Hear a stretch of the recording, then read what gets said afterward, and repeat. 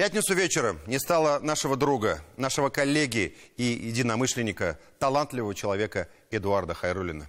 Я помню, как принимал его на работу в программу «Город» телекомпании «Эфир» после окончания университета. Как он сразу полюбился нашим телезрителям за безупречный стиль, эрудицию, природную открытость и обаяние.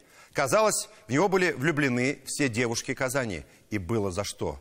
Он работал и с обкором программы «Время», и руководителем пресс-службы президента Татарстана, и заместителем руководителя Республиканского агентства по печати и массовым коммуникациям «Татмедиа», и всегда находил время для изучения истории родного города, своих знаменитых соотечественников. Он сам водил экскурсии по Казани, где поражал всех эрудицией, искренней любовью к родине, эксклюзивными фактами истории родного края.